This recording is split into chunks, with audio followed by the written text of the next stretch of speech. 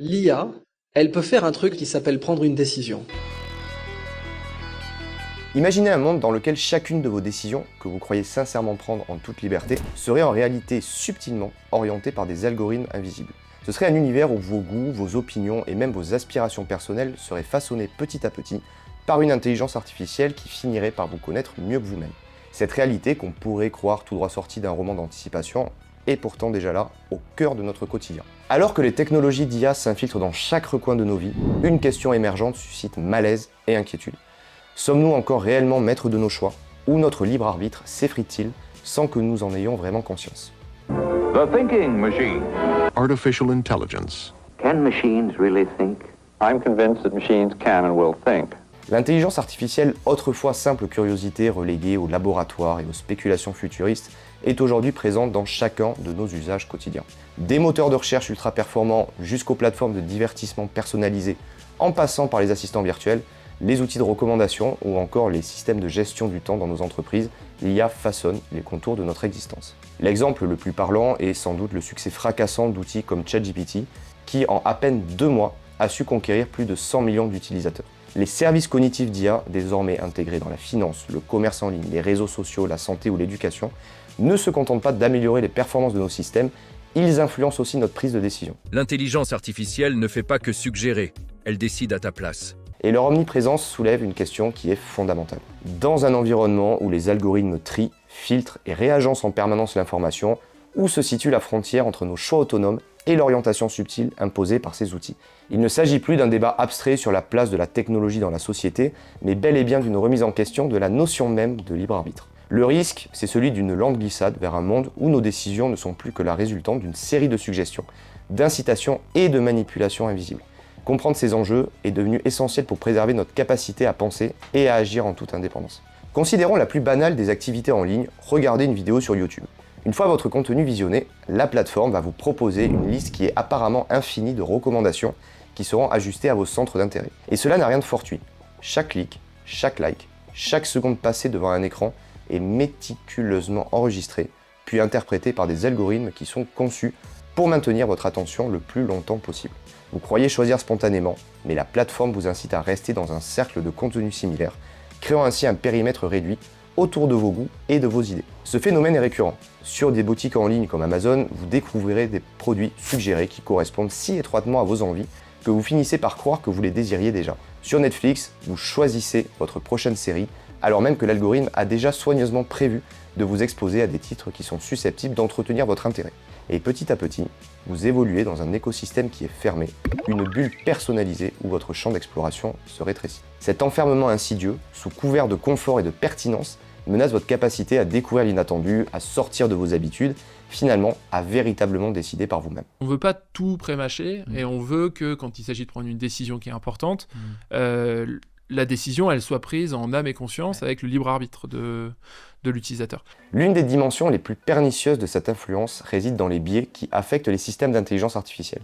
Les algorithmes sont entraînés sur des données humaines et ces données elles vont refléter inévitablement des biais et des préjugés qui figurent dans nos sociétés. Ainsi, plutôt qu'offrir une vision neutre ou objective, l'IA va plutôt agir comme une loupe qui va grossir nos travers, privilégiant certains types d'informations et mettant de côté certains autres. Le domaine politique est particulièrement sensible à ces effets. Imaginez une période électorale. Les plateformes de réseaux sociaux, qui sont avides d'engagement, vont mettre en avant des contenus qui sont polarisants. Cet effet accélère la radicalisation des opinions, avec chaque utilisateur qui va se retrouver enfermé dans une chambre d'écho, ou echo chamber, où seules ses convictions personnelles, ou leurs contraires les plus extrêmes, vont se retrouver amplifiées. Les nuances vont disparaître, le dialogue va se fragmenter, et le libre arbitre va s'amenuiser.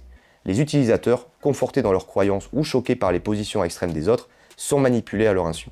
L'espace public se trouve ainsi remodelé par une IA qui, loin de favoriser une réelle diversité, va orienter nos perceptions et va limiter notre libre jugement. Face à ce tableau, la prise de conscience s'est amorcée. Les régulateurs, les gouvernements, les associations de défense des droits numériques et même certaines entreprises technologiques tentent d'encadrer le développement des IA. L'Union européenne, par exemple, s'efforce de mettre en place une réglementation qui vise à garantir davantage de transparence, de responsabilité et de respect de la vie privée.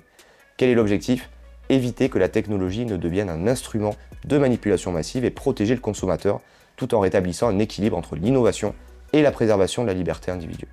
Néanmoins, l'enjeu reste quand même complexe. Nous sommes face à des forces économiques qui sont considérables. Les grandes firmes internationales de la tech sont engagées dans une compétition pour capter notre attention, maximiser leurs profits et consolider leur position dominante. Elles promettent de rendre leurs algorithmes plus éthiques, plus responsables, plus explicables, mais qui peut réellement vérifier que leur modèle n'intègre pas plus de biais? Qui peut s'assurer que ces gens ne privilégient pas un gain à court terme, quitte à éroder nos capacités de jugement? La tension, finalement, est palpable. D'un côté, on a la nécessité de garantir la liberté, l'équité, la diversité des idées, et de l'autre, la pression économique, la recherche de l'efficacité, l'obsession pour la croissance, l'engagement et le chiffre. L'éthique de l'IA, ce n'est plus qu'une simple note d'intention, c'est un champ de bataille qui va décider de l'avenir de la société numérique. Il serait quand même vain de céder à la fatalité. Des solutions, on en a, elles existent. L'une des plus fondamentales et peut-être la plus importante, c'est l'éducation. Comprendre le fonctionnement de l'IA, son rôle, ses biais, ses conséquences sur nos décisions, ça constitue quand même un premier pas. Plus nous serons informés, plus nous serons aptes à remettre en question les recommandations automatiques, à percevoir l'emprise subtile que ces outils vont exercer sur nous. Apprendre à repérer la publicité ciblée par exemple, comprendre que le fil d'actualité n'est pas neutre, réaliser que la vidéo conseillée c'est le fruit d'un calcul statistique, ce sont autant de prises de conscience essentielles pour affûter notre propre sens critique. Reprendre le contrôle, c'est aussi développer un usage qui sera plus sélectif des technologies. On peut choisir de diversifier nos sources d'informations, on peut rechercher activement des points de vue qui sont opposés aux nôtres, on peut défier la tendance de la personnalisation. On peut aussi exiger une plus grande transparence de ces plateformes et soutenir des initiatives qui visent à créer des outils qui sont plus éthiques, ou pourquoi pas, militer pour une véritable régulation du secteur. L'idée, ce n'est pas de rejeter l'IA en bloc, c'est de refuser qu'elle prenne le pas sur notre capacité à réfléchir par nous-mêmes. Donc non, notre libre arbitre n'est pas mort, mais il est fragilisé.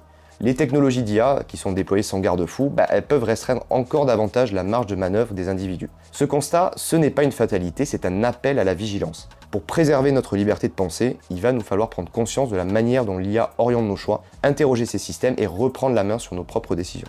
Aujourd'hui plus que jamais, il est impératif de s'informer, de débattre, de se former, de s'engager. Avez-vous déjà perçu l'influence de l'IA dans vos choix quotidiens? Comment vous réagissez face à cette réalité?